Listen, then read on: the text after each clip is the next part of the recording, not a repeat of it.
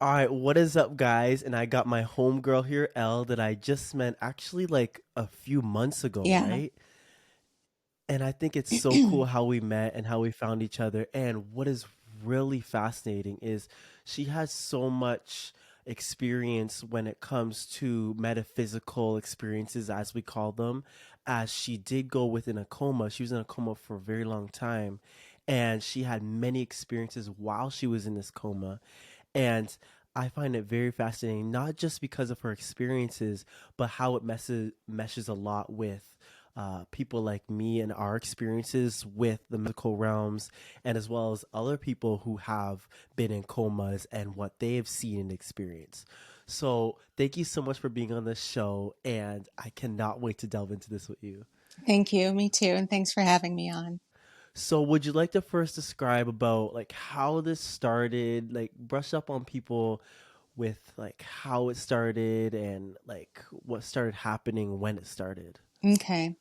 Well, I went into the hospital, and a series of things happened while I was in the hospital that, you know, were just not meant to were not supposed to happen.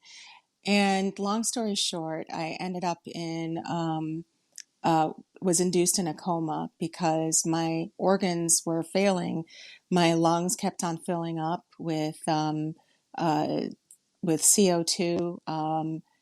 I kept on, crashing oxygen wise. And, you know, so basically, I was induced in a coma. I was in the coma for 2 months. And, during that time, um, I had a lot of experiences that it's kind of funny. It's like some days I can't remember what I ate the previous day for lunch or, appointments. But when I got out of the hospital, I remembered everything so vividly. And I still remember a lot of things very vividly. And I feel that's for a reason. So Hmm. during the coma, I had several things happen. Of course, I astrally traveled. I had a different type of light and tunnel that you always hear about type of experience. And I also got some prophetic messages. And then I also got it was kind of like a time where you do a walk through your life and you get a chance to really just like kind of see things from a different perspective, get a lot of questions answered, stuff like that. So that's essentially the summary of everything that happened. How long were you actually within this coma for? For 2 months. It was like 2 months, a little over 2 months. I woke up from the coma October 28th, 2015. Now, when like kind of skipping to the end here, once you came out of it, how long did it actually feel like you were in it for? Oh my gosh, like literally this is what happened when I woke up. So, mind you, I went into the hospital in August, okay? And at a certain my memories go up to a certain period of time, and then all of a Hmm. sudden my life was the coma. So I thought that like I didn't know that things had gotten so severe, you know? Like they Hmm. didn't, if they were talking to me, I didn't know that they were telling me, oh, we're going to induce you in a coma, blah, blah, blah. I don't remember any of that. So basically, when I woke up, I was in a different hospital. It was a hospital where they take you off of life support. They take you off of the ventilators and try to wean you off. Hmm. And I had my daughter and a couple of other family members in the room. And I wake up and I'm looking at, how they write the date on the hospital room. They always have the date up there and the nurses' Yeah. names. So I saw October, and then I looked at it and I got really angry. And I was like, you know, you guys, somebody's playing with the date. Stop trying to mess Yeah. around. And then my daughter said, no, that's the actual date. And then, my other family backed it up and they said that that's the actual date. But at first I thought they were trying to like play a trick on me. And then it hit, Mm-hmm. then they told me, you've been in a coma and everything. And then I just started crying because it felt like no time had gone by. And I couldn't, like, Whoa. I couldn't process, like the only times I'd ever seen comas or people in comas was like on TV or something, Mm-hmm. or movies. And so I was like, I couldn't believe it. And then I think a little bit later on, the doctor came in and he's snapping his hands and his fingers in front of my face and clapping. And I was even more irritated. And he said, say something. And I said something because I was so irritated. Yeah. And then everybody laughed. Everybody laughed and they were like, okay, she's alert, she's here, Mm-hmm. because that was kind of my humor because I was so sarcastic about it, and so they couldn't, because previously they had shaved my head Mm-hmm. to check if I had brain activity. So when I woke up, they expected me to be in a vegetated state. They didn't expect my brain to be working. So yeah. Which seems to be abnormal. Like usually people are, like you said, in a vegetative state, or their mind is at least Hmm. not working to its optimal capacity. But it's like you came back with Right. so much knowledge about everything, which is Yeah. amazing. I was extra sharp and extra clear, especially for those few months after it happened. Like, my family was amazed at of my recollection. I felt like my intelligence, my IQ went up a couple of notches, right Whoa. afterwards. Everything was so like crisp and clear, you know. So, So I know this is the biggest question everyone has. What was something that you learned or experienced, like more at the beginning of, of course you said it wasn't like a lot of time went by when you were in it, but what was some sort of mhm. experience you had while you were there? Well, I believe there were a lot of metaphysical things going on, a lot of, the body is incredible, Hmm. the mind is incredible. People don't understand their connection to the universe. Like, literally, a lot of this stuff that we, bug out about in real life, it really does not even Did you matter. believe in any of this There's stuff so too? much. Some of the things I did and some I didn't because I come from like I studied various different religions and I decided that I was Christian. Okay. Okay, so so some of the things I did believe and some that I didn't, or some I felt conflicted about, like I wasn't totally sure, Hmm. which be having this experience confirmed for me different things either one way or another. Hmm. So, a lot of the things that happened, it kind of confirmed a lot of things for me in regards to our place here in the universe. People, lots of people think that you're here to kind of like get to this particular goal and achieve this particular thing. And that's not the case. God really does not care. And whatever you call God, whether you call God source, the divine creator, whatever, God Hmm. doesn't really care. The only thing that God cares about is that you experience a journey where you're able to evolve because our true nature, our true form is light bodies. So everything that we go through different lifetimes are to help us to kind of get through these various lessons in order to get back to being in our light body form. And Mm. that's all it is. So, and the reason why, one of the things that I got was that the reason why it's important is because we are celestial. Our true form is like the stars. We are stars of the universe.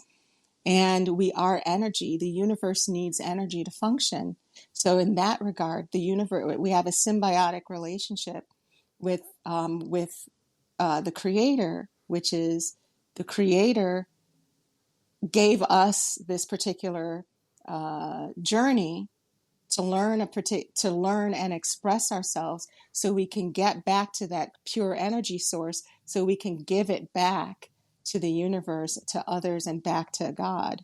So, who So would you consider to be God or source? Because a lot of what you're saying sounds like you learned a lot while you were. I'm actually curious now too. Like, not even just saying this for the viewers, but like because I I love how you were saying how you went in and you were pretty religious, and now that you came out, I remember you were telling me before this, like your whole perspective of everything changed, and you were more spiritual than anything, and realizing there's so much more to life in the universe, and that there's like truth in all the religions.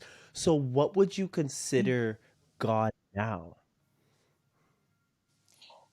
God, I believe that the universe, based on what I saw and experienced, the universe is a sentient life form, and For we sure. are living in that life form, kind of like how, and I don't want to compare humans to bacteria, but but kind of but kind of like how our bodies have bacteria and microbes. Those are the people of our universe body. So we are a universe within a universe, basically. Yes. So so For sure. And I'm pretty sure you were aware that science has disclosed that the universe is a live being, right? So that mesh is super cool. yeah, Oh my God. yeah.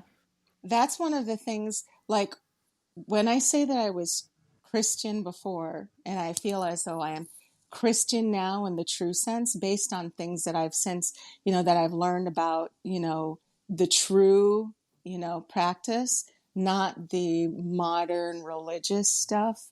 But there were things that I believed before that I believed after my coma experience, my near death experience.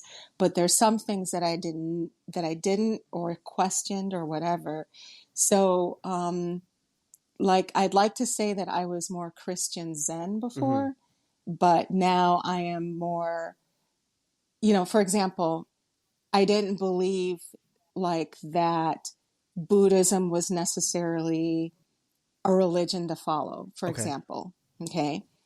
Now I believe, based on what I was told, experienced, the messages that I got, that God, the creator, intentionally allowed us to experience these various different established religions in different cultures in an effort to kind of tell us, hey, you guys learn how to play together, Hmm. because all of you have all of your religions, they have certain things in common that are the full message of the Holy One, the full message of the divine. Hmm. So you don't put down this other religion just because they're not your religion. Hmm. You look at that and say, is that message, do they have messages in their religion that are a universal message that are in my religion or this other religion? And once we learn how to do that, instead of tearing each other down for each other's religions, then we will understand the true picture of spirituality. It's like they're puzzle pieces that go together. Yes, that's exactly what I've been saying, and a lot of conscious people say that. So for the viewers out there that are, you know, getting to that conclusion or thinking it's kind of like that, for sure, like the truth is in all of them, and I think that's super cool. You said that. Can you give like an example of like a little story or an experience of what you saw, felt, or kind of experienced while you were in this coma? Because for you, you said it was like no time, but for others, it was so Hmm. long. So, like, what was kind of like, what Yeah, did you experience in that time? that's a really good question because I talked about this a lot with friends and family. Like they were more traumatized than I was when I first came out of it because they saw this whole chaos, and I was just experiencing what I thought was life, real life, Mm, in my near death experience. So one of the things, and honestly, I didn't talk about a lot of the details of this for a mm-hmm, long time because number one, I'm also like kind of a scientific, logical thinking Yes. person. So I took like a long time to process it and think, okay, This is is real, this bro. true? Is Yeah. that true? Yeah, right, yeah. And like I analyzed and probably analyzed it a little too much, because when I communicate something, I want it to be correct. You know what I'm Yeah. saying? I don't want to be like, oh, and then I, Mm. flew off here. I want it to like be true, Yes. So, yeah. So, anyway, one of the things that I experienced was there was a time, and I'm getting this secondhand information from my friends and family. Okay. Your CO2, the max that your CO2 level is supposed to be, CO2 in your lungs, is 35 on a chart. Mine went up to over 200. That was Whoa. breathing complete CO2. Okay. That's like being in a garage with a car on and you're just breathing in nothing but How CO2. did you One survive? of two things is exactly one of two things is going to happen. If you do, by a miracle, survive, your brain cells are going to be completely dead. Okay. So, anyhow, at that time, they told me that they brought in what's called an oscillator, took me off the ventilator, switched to an oscillator because it was more gentle on my lungs. They had Hmm. to bring it up from the basement and get somebody who knew how to use it, who was older, because they don't use the technology anymore. So they had to call somebody in. When they put me on that oscillator, I improved by 50% the very next day. When that same weekend, they had told my family it would be a few hours before I died. And they actually wanted to take me off of life support because they just felt like this is a lost cause. So, and my family was like, Whoa. no, try. What else can you try? So while that's happening on the outside, okay, and I don't say real life because you know what I'm saying about that. Yes. Yes. Okay. But on the outside, that's what was happening.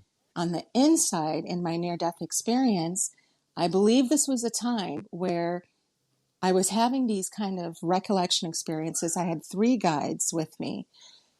One of the guides, I was standing there and was getting some recollection of like different things and, people talking to me and what have you. And then all of a sudden, everything stopped.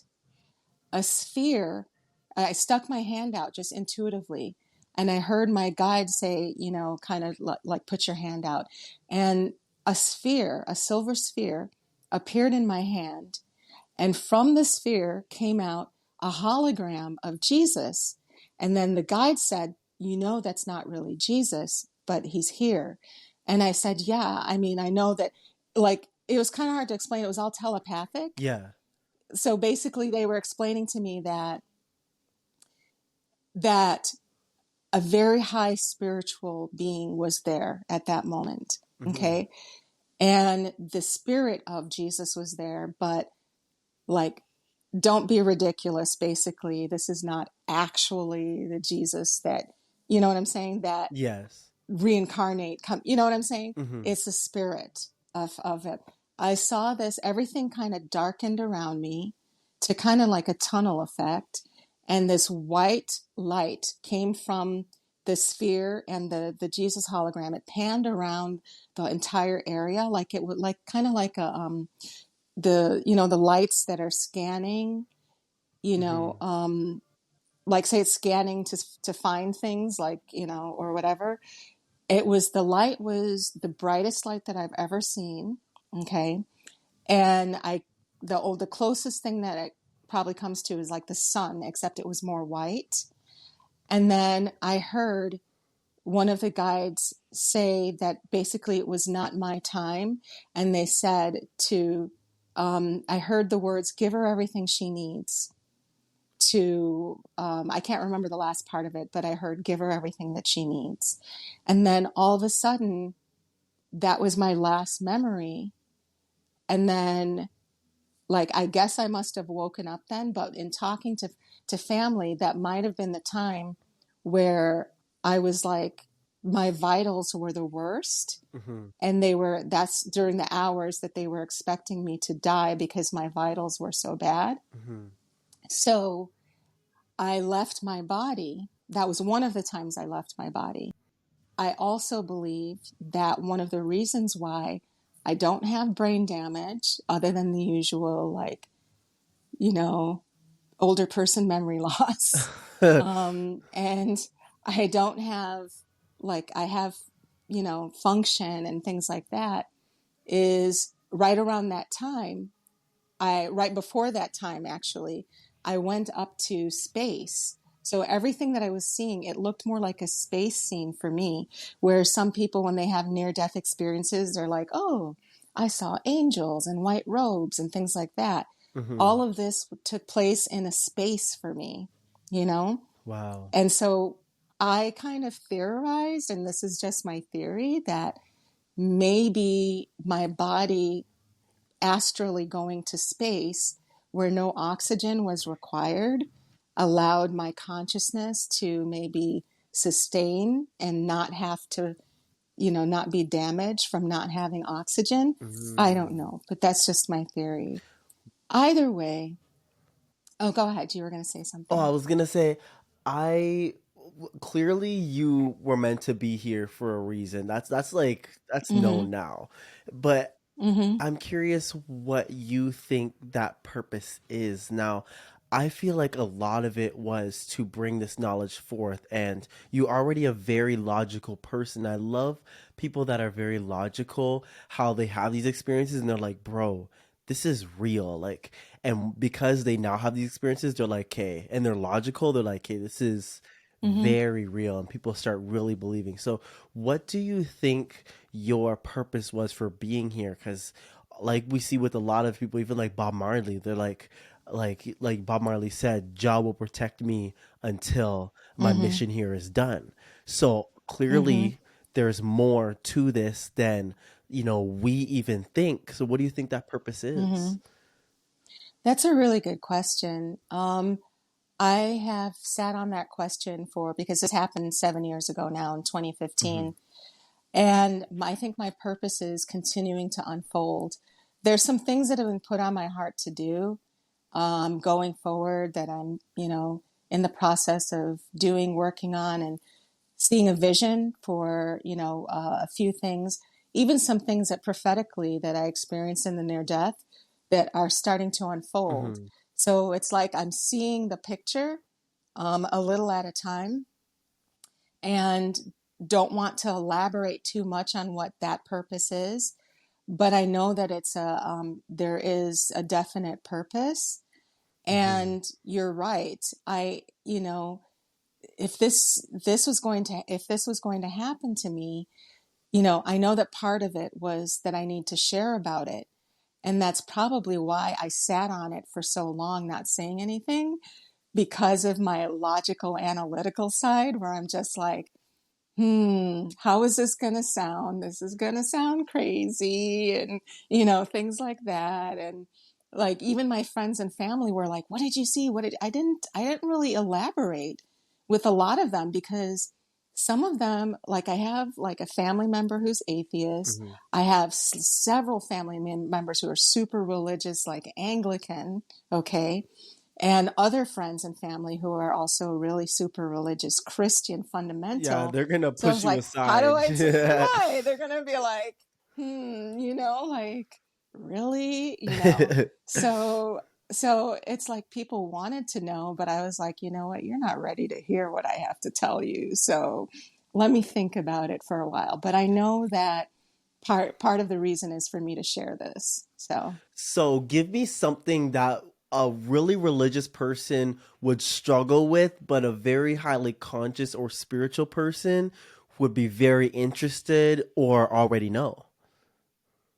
okay, this is going to be controversial. I'm ready, Okay. bro. Okay. So, as a fundamental Christian, you're taught that homosexuality is a sin. Okay. So when I was kind of being guided by this one of the guides, kind of showing me things of the world, of the earth, and explaining different things about life and, all of our purposes and things like Mm-hmm. that. Because I was very inquisitive, like I questioned a lot of things beforehand. Um, so one of the things, and I was always kind of like, the fundamental side of me was like, yeah, I guess, and I have a lot of friends I have a lot of friends who are gay, okay? And Mm-hmm. I don't have any particular, like, I'm not prejudiced towards them or whatever, things like that. Mm-hmm. And um, what I experienced, what I heard from one of the guides was, showed me somebody who is gay that happens to do a lot of work with helping underprivileged kids um, in the dance community and things like that, helping to kind of get them life discipline skills so that they can Mm-hmm. succeed. And I heard this person is doing more than a lot of people do out of love in their heart. Why should they be condemned for who they are? So previously, that was one of the things that fundamental, like Christian or you're Catholic or whatever, Baptist, you don't believe that that's the case. But then, you know, so I was kind of like, I'll put that aside as far as my belief system. There's just some things where that Mm-hmm. seem so gray, like you don't want to deal with it. So that was Yeah. one of the things, that God looks at people's heart and intention. Your intentions play out by your actions. Somebody who is heterosexual and they're just like they do a lot of one night stands. They do a lot of like stuff that's not good. That's like not from a high vibrational energetic place. Mm-hmm. That's what the sin is. It's not loving somebody in a certain in a committed Right. high vibrational way. So that was one of the things that changed that my mind was changed on. So, what about heaven and hell? How did your view on that change as well, since you were very religious and that was something that was really drilled within the core of your mindset, and then this happened? How did that change your view on that? Well, again, I was like Christian Zenish, so I wasn't like super like Baptist Catholic Okay. type of whatever. Mm-hmm. But um,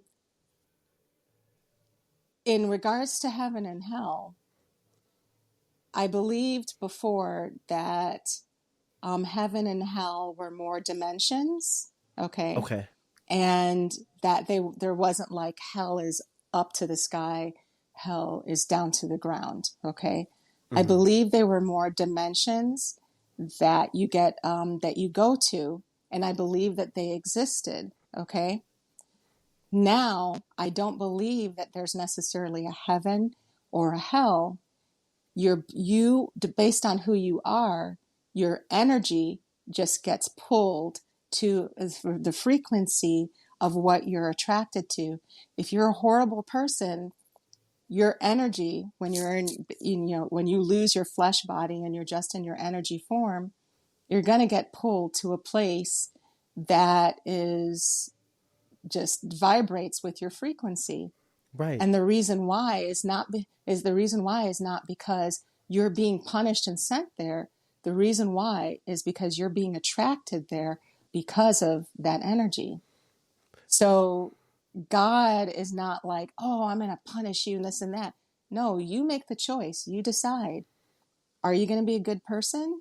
Then you're going to vibrate with the frequencies that are good and higher. If you're a bad person, you're going to get pulled, energy pulls to things that it's like, Yes. basically. So it's more I that. really like how you said that because that aligns almost perfectly with all my experience and research when it comes to heaven and hell. Like someone said, there was always a, we said heaven was in the sky and hell was in the ground. And there's actually Mm-hmm. truth in that in a sense because there actually is something with like I forget what it correlates to, but basically extraterrestrials that are like with on the planet or like beings that live on this planet that are basically low vibrational and aren't gonna change at all are sent to Mm-hmm. like this place that's actually in the core of the earth. And I thought that Right. was interesting. And it's like they're there and they're kept there until they change. But if they don't change and they're Mm-hmm. not willing to change, then they're put to soul Mm-hmm. death, what they call it. Do you have any information Yeah. related to that? Um, just basically the same thing that I mentioned, that everybody kind of, so a lot of people are always trying to convert each other, okay, Hmm. to specific religions. Yes. That's not the way that God thinks. That's not the way the creator's not like, oh, everybody needs to be of this one religion in order for them to come and be with me. Hmm. God is, God doesn't have a religion, you know? Um, so basically, what we need to do is focus on ourselves, our own journey, and continuing to refine ourselves through that journey, whether it be hard, easy, or a combination of both, so that we can be attracted to that source that we need to go to, you know, so that when our time comes, you know, the goal is to not really have to come back here again. Yes. Okay. So, yeah. So that actually correlates directly to my next question. What insight do you have related to humanity, like why we are here, like about Earth, anything related to us and our experience here? Can you give us any insight that you had experienced from uh, your experiences? What Mhm. type of knowledge you could give us centered around that? My consciousness slash my soul went to other planets. And so one of the things that I saw was society on other planets. And one of the messages that I got was that God's the creator of all life forms in all universes everywhere. Mm-hmm. And that means that God is the Wow. creator of other alien species that actually do exist. We're not the only Mm-hmm. ones here. That doesn't even make scientific Yeah. sense that we would be the only ones here. Okay, Right. so God did create other alien species, and they're out there. They also have spiritual. You know, some of them are spiritual. They have the same struggles as us. Some are spiritual. You know, like Pleiadians, Mm-hmm. and some are not spiritual. You know, Right. and there are other species that are trying to help us and trying to guide us because we're like the kids, but we're also one of the reasons why Earth is here is we're kind of like have you ever heard of the food bank in the Arctic, or the not, it's not the food bank, it's the seed bank, I think it's called. I've had it It's like mentioned to me before, but I don't know much about it. yeah, it's a seed bank where there are seeds from every plant life that's in like a vault Okay, in the yeah. Arctic. Yeah. So, in case there's some major catastrophe on Earth and we have examples, we could reseed the planet, etc. Hmm. That's like us. Earth, we're the DNA from lots of different life forms. And one of the reasons why there's proof of that is there are particular species of their worms, okay, that live in the depths of the ocean by volcanic. Uh, they're kind of come out of the volcanoes, and they're Hmm. very sturdy animals and things like that. And they have, I think it's about 80 to 85% similar DNA to us. And there are other things that have similar DNA to us, like Wow. octopi, certain mushrooms. Mm-hmm. All of that is that's not coincidence. We are, we are beings that are a combination of various different species of other extraterrestrial life, and all of the Mm-hmm. things around us are also share that same DNA. So when we keep hearing about, oh, we're all one, we're interconnected, no, really, we really are all one. That is not like a metaphor. It's not like a, whatever. And when I was in my near death experience, one of my I don't know what to call it yet, but it's when, if you've seen other people talk about their near death experiences, they say they go through like a recollection of life. Somebody takes them around, they ask questions and they get Mm-hmm. questions answered. So in my recollection or whatever, and one of my questions is like, why are we here? What's going on here? And the answer that I got was, I was purposely put into other things to experience life from their perspective, to fully get a grasp on the fact that we are all interconnected. For example, my guide put me into a fish, okay? And I like Whoa. literally saw a fish life and experienced all of the feelings. It was really, really bizarre because yeah. Bro, And if I you was had also, experiences like that and then you come mm-hmm. back here, I feel Yeah. like that's a huge whoa. You have a lot Yeah. more because one of the thing I learned recently was empathy is one of the most powerful emotions in the universe. So you don't just Mm-hmm. have understanding, you have empathy of what it's like to live as other beings, and that makes you very Yeah. powerful in this lifetime. Like you could bring that knowledge to humanity, like that a lot of people can't do that. Well, I would hope so. It's still hard, Mhm. because when you're here, as a person, you like, I could look over at a fish in a fish tank and be just like, that's a fish in a fish tank. And, but if I connect to my memory of being a fish, then I'll be like, oh my gosh, that fish is cramped. They're just kind of looking there. You know what I'm saying? Like Yeah. feeling all those feelings. But then the world pulls me back because everyday life is kind of like, you know what I'm saying? Mhm. It's like my existence and how I express myself on the daily basis is as a human being, not as a fish. Right. So I can empathize, but the point is for us to realize, to get away from our arrogance, that we rule the world, nothing else matters, things like that. The point was to experience what that, for example, fish was experiencing, or whatever, like a mushroom or something. One of the things I learned was that trees were conscious. I didn't know that before. I Mm. had my near death experience. I was also, I kept hearing merge with the tree, merge with the tree was one of my guides was saying. So I did merge with the plant life. And then now I have the understanding that these things that we take for granted that are all around us that have leaves, okay, they're actually beings. They're actually intelligent life. They actually have knowledge of the world. They know true world history. When we're like, oh, it happened this way, they're like, no, no, no, no. We've been here a while. It happened this way. It's just that we don't speak the same language. We don't articulate the same way. We don't exist the same way. So in our arrogance, we think, oh, that's just a tree. Doesn't matter. They're just, whatever. But they're Yeah. actually should be respected. They're a life form. I'm actually very curious as well.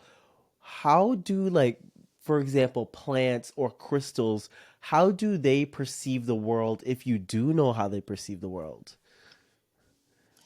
Kind of like when I was taken to different planets, they each had a different like feel, culture, same as Earth. Like when you Mhm. go to the south versus you go to, you know, the East Coast, or like you in Canada, it's like every place Mm-hmm. has a different feel. It's the same with different places. And so, you know, we have kind of like the same thing, where, you know, there are certain things that we will understand based on what our particular culture is, and certain things that we Mm-hmm. won't understand, based on that particular culture. So there are things that,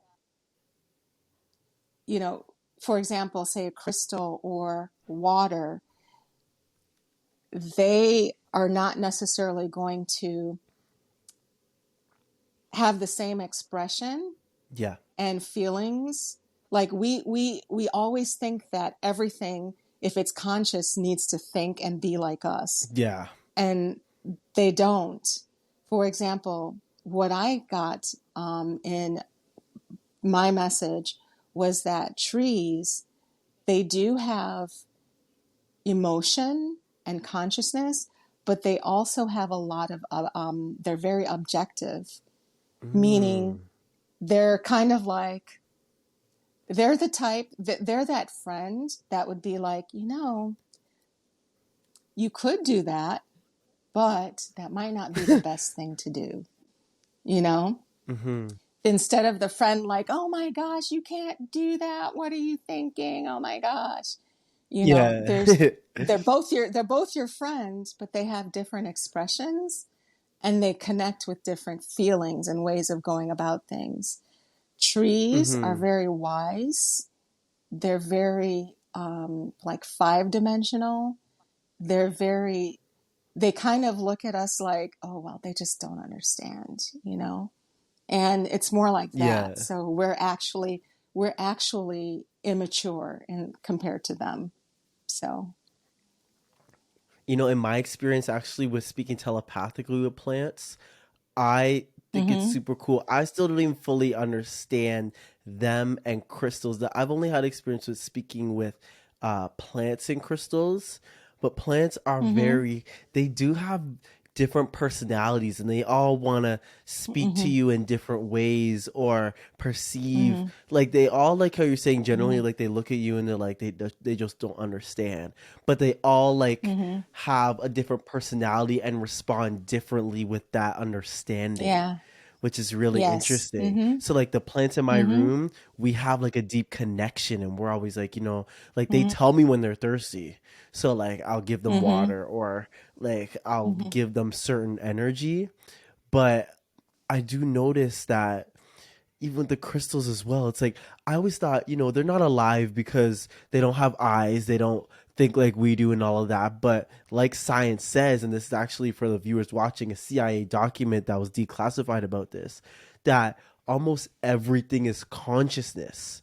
So everything Mm-hmm. has a soul and a life, but it is a different Exactly. form of Exactly. consciousness. Interesting. Right. Yeah. And a lot of people, right now, a lot of people would freak out hearing a lot of things like that, especially if they're super traditional. But this is actually the way that Yeah. we're supposed to be, and actually the way that we're supposed to think. So when I came out of my near death experience, I was so over the world. I was like eye rolling everything. I was like, this is stupid. Why am I even, you know? And because everything seemed so flat, it was the equivalent of Hmm. like, you know, creating a picture out of like, plaster and different dimensional pieces, and making this 3D scene, to going back to like drawing on paper with crayon. So I'm gonna end it here, and then number two, we're gonna get into extraterrestrials.